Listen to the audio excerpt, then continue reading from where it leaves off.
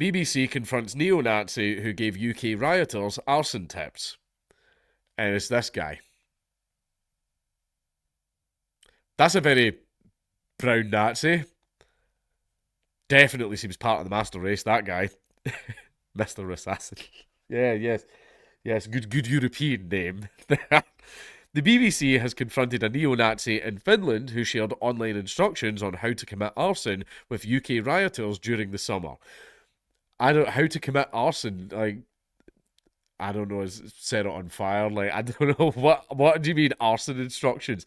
The 20-year-old was an administrator in the Southport Wake Up group on the Telegram messaging app, where he was known as Mr. AG. He posted the arson manual, which was pinned to the top of the group chat. I'm going to guess maybe there's a bit of a science to it or something like that. I'm not aware of. I don't know. I don't go around lighting fires. I mean, I do when I'm camping and fishing and stuff like that, but that's different. That's a bit of kindling and some sticks and stuff like that, making sure you've got the wind blowing in the right direction to feed the fire, etc., etc. I'm okay. There's a little bit of science involved in that. Maybe there's a bit of science involved when it's, a building or a police car. Okay, so maybe I'm just being silly. In late July and early August, the group was key in helping to organise and provoke protests that turned to violence in England and Northern Ireland. We tracked Mr. AG, whose real name is Charles Emmanuel Mikko Rasanen, to an apartment on the outskirts of the Finnish capital, Helsinki. It was from here, more than 1,000 miles away from Southport, that the neo-Nazi took a prominent online role during the UK riots. On 29th July, within hours of the killing of 3 young girls at a Taylor Swift-themed dance class in Southport, the Southport Wake Up group was created. Within days, it had grown to more than 14,000 members. Mr. Rasanen, or Mr. AG as he was known online, helped to run the group chat. The group organised the very first protests in the UK on St. Luke's Road in Southport the day after the killings. The protest later turned into a riot. Before the group was taken down by Telegram, a series of other protest locations were advertised, as well as a list of dozens of refugee centres suggested as potential targets. Alongside that list, Mr. AG posted the arson manual, writing, "Something fun for you to read. Arson.pdf." Literally arson.pdf. The manual. I thought it was going to have like a proper title or something like that. It's literally arson.pdf. The manual is believed to have been written by a Russian fascist group prescribed as terrorists in their own country. It includes details on how to avoid the police, and it encourages the targeting of Muslims and Jews. Underneath the post, other members wrote aggressive and offensive statements, including, "I'm ready for these migrant boys," while another described invaders as a stupid bunch underestimating whites. No comment. Mr. AG pinned the post to the top of the group, which meant it was in full view of all 14,000 members when they logged in. At the time, several riots had broken out across the UK. The BBC travelled to Finland to confront Mr. Rasanen, we had previously emailed him. He refused to answer any of our questions, but did not deny sending the posts or being an administrator of the Southport Wake Up group. Before we left him, he also accused the BBC of harassment and rang the police. That's going to be a meme now. On his Telegram accounts, Mr. Rasanen celebrates Hitler and promotes a. I mean, okay. And promotes a neo-Nazi group called the Nordic Resistance Movement, which is banned as a terrorist organisation in the US.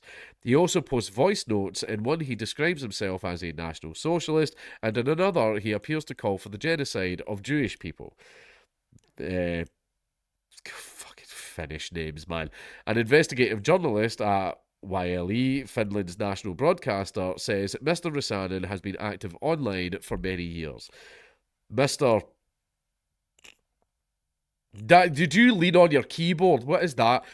Team has also spoken to him about his role in the UK riots. He believes Mr. Rasanen's involvement in the Southport Wake Up group transformed him from a solitary extremist into someone with an audience of thousands. Isn't the internet a wonderful place? This is an example of how lone internet keyboard warriors can turn dangerous. I'm just going to call him Mr. Hammer, says Mr. Hammer. He says he has seen Finnish police records which show Mr. Rasanen was investigated when he was a teenager for making an illegal legal threat. That suggests there's legal threats. I want to know what the legal threats are. But that he has never been charged with a crime. The BBC has also been told of Mr. Rasanen's previous online links to the far-right white nationalist group in the UK, Patriotic Alternative. I like the PA boys. They're nice. Just don't bring up certain subjects. He was an active member of a private gaming group chat, and his posts were shared by key figures in PA, according to the British anti-fascist research group Red Flare. This is the first I've actually heard of them. These included the group's Yorkshire regional organiser, Sam Melia, who was jailed earlier in this year for inciting racial hatred. Stickers. Ooh. He posted stickers with sharp edges that could give someone a nasty paper cut. During the time of the UK riots, a post by Mr. AG read, "When is the same violence coming to Northern Europe?" Oh dear. White and radical. Are you sure, Mr. Rasanen? I realise it wasn't him that posted that, but you know, a spokesperson for Red Flare, which first identified Mr. AG's real identity and his links to Southport Wake Up, says Mr. Rasanen should be held accountable for what he has done. What we have here is a case of a young man sitting behind his keyboard in a different country starting racist violence in Britain. They say it exposes the transnational nature of the far right in the world today. No more brother wars. The BBC contacted Patriotic Alternative, I know, because they saw, even though Patriotic Alternative didn't bloody do anything, didn't have anything to do with it, you know, they're not going to turn down a golden opportunity to bash them.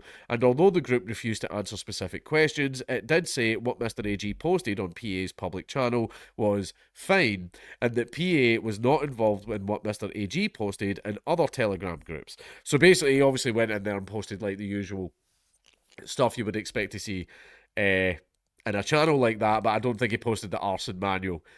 Basically, PA have to be so fucking well behaved, and maybe I'm assuming too much, but I think if someone posted the arson manual in the PA channel, it would be deleted and that person would be banned immediately. Speaking to the BBC, the government's independent reviewer of terrorism legislation, Jonathan Hall KC, says if Mr. Rasanen was in the UK, he would be arrested and prosecuted under the 2006 Terrorism Act.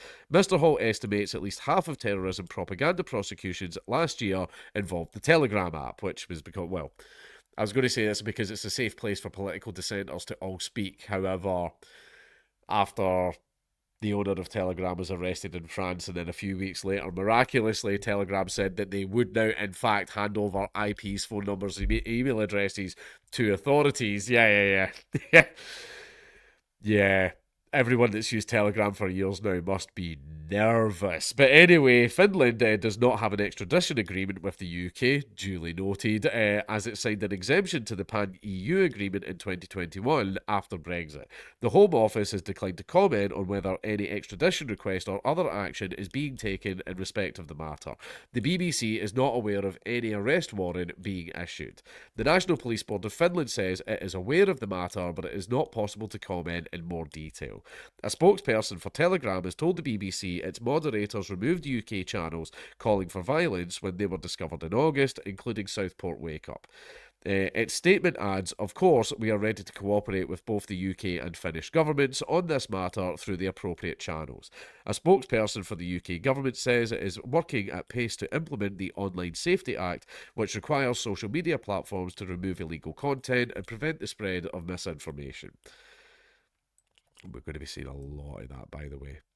When they say prevent the spread of misinformation, what they really mean is stop pointing out all the dodgy things that the government is doing. We will not let the internet serve as a haven for those seeking to sow division in our communities, says the spokesperson. Right, now in regards to calling for violence and all that type of stuff, everybody already knows my stance on that. Apply the Brandenburg test. That's it. That's how you can solve the whole problem. You apply the Brandenburg test. There you are. That fixes it. However, why does this keep happening with white supremacists where you find out they're not white? This is... I don't know why. Also, the ones who are white have an interesting taste in women. That's one thing that I've noticed. You know what they say? Never ask a woman her age, and never ask a white supremacist the ethnicity of his girlfriend.